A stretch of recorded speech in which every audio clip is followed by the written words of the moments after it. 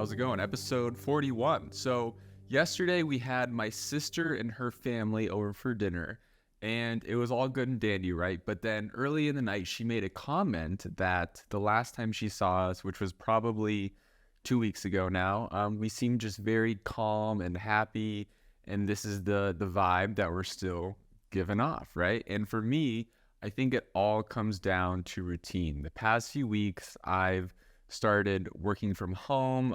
I've been going to the gym regularly. I get off work now at like 4 p.m. instead of 6, and I start making dinner early. My wife's schedule has been very consistent with mine. We both have been getting like 7 hours of sleep every night. And when I reflect on the last few weeks, things have been pretty good. And I have like just no external stresses or crazy things to worry about just right now in life. And a large part of that, about why I'm so content, I think, is just because I have this consistent, just steady routine, which I love. But I know this won't last long, right? Because come March, there's a 95% chance that we will be moving states for my wife's residency program. And all of our extra time and efforts and conversations will revolve around the big move, which will then take my current routine and just completely upend it. So as of right now, I'm just kind of enjoying the serenity of it all. But that leads me to today's topic: is routine good or bad? Because on one hand, I know I'm satisfied with my day-to-day routine right now, but there's also some negatives that maybe can be perceived with getting stuck in a routine as well. So today we're going to discuss about how to walk this very fine line. So we've all heard of these books like Atomic Habits or 7 Habits of Highly Effective People, right? Like these are just common self-help books. The thought of implementing these 3 to 7 like little tips that'll lead you to a more successful and fulfilling life, which I personally am not a fan of. I'm all here for self-improvement books, but I really don't like when people try to just like oversimplify these big things into a series of steps, because implementing healthy habits into your life or into your routine, I think it's so fucking hard to do. So most people tend to just give up. I mean, like, Look at New Year's resolutions, for example. It's estimated that 80% of Americans who make resolutions lose their motivation by right now, basically mid-February. And healthy routines require just so much dedication, not to mention that these healthy habits and routines are just way too easy to break most of the time. Anything could happen. Like my car a few weeks ago, I got a dead battery, right? And so I had to go get a new battery. And this just completely upended my entire week. That's all it took, this one little thing. I just immediately called it a loss. I was told by this one guy that it wasn't my battery, it was my alternator. Then I had to go see someone else, and all of this shit got in the way, right? But that's why they say, shit happens. And it's easy for those little inconveniences that we all deal with in life to break those healthy routines that we're trying to build. Because I think as a society, we all generally want to be the best versions of ourselves. You want to be successful, you want to make a lot of money, you want to be influential. Most people dream of this like high status level, but most days we carry through in a very uniform, consistent lifestyle, giving maybe like 50 to 75% of our true potential on average, probably. And then people say, oh, I'm stuck in this routine, when they realize they're just super unhappy with their lives. I mean, and I can definitely see this point of view. These repetitive behaviors that we implement can become almost like traps sometimes, and these quick like dopamine inducing habits take higher precedence over those overarching goals or like bucket list accomplishments that we set for ourselves. For example, like scrolling on social media. I looked and I average 4 hours a day on my phone, which is just absolutely disgusting. It's sickening that like even saying this out loud. I hate how much time I spend every day on social media, or I guess even just on my phone. But I get stuck in this endless cycle, hence the low potential score of 50 to 75% for a successful day.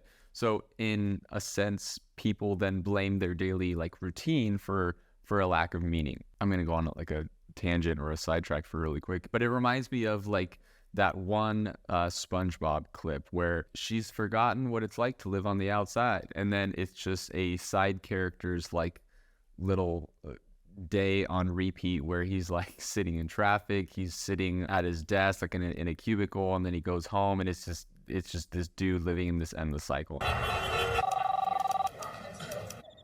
Coming to bed, honey? Yes, dear. And that was grade A humor for me, man. I mean, the only reason I'd want a kid right now is to rewatch my childhood cartoons so I could just pick up on these jokes as an adult, because there are probably some gold hiding away in these 90s, early 2000s shows, like back when people were still allowed to have a sense of humor. But anyways, back to why daily routines can be seen as bad, because sometimes routine can even like end relationships, right? You've heard of couples where one person in the relationship gets bored or ends up leaving or cheating, and that can get blamed on an everyday routine. They say the partner in the relationship stopped trying. This happens all of the time. For me, thankfully though, I found a partner who loves a good routine just as much as me. Like, fuck surprises. We want to know what's coming our way. But she has a really good, like, healthy routine that I think works with mine. And we value each other's routines, which I think is huge. For example,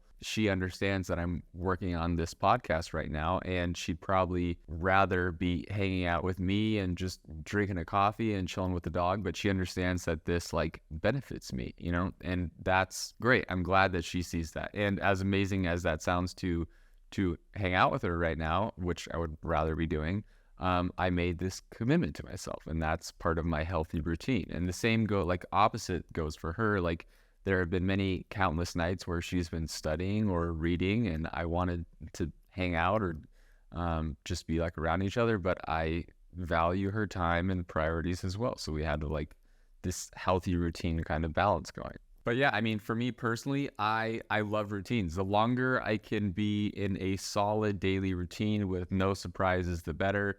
Hitting this stride where you feel like you're in the flow state there's just like nothing like it, especially right now too. Like, early part of the year, I think, is a great time to just get in the flow. There's no major holidays. It's cold as fuck, so you don't want to like go outside generally, and you're more motivated to stay inside. It gets dark earlier, so you feel like you should be going to bed sooner. For us personally, all of our wedding planning is like finally all behind us. We can just like kind of chill out for a minute, which is great.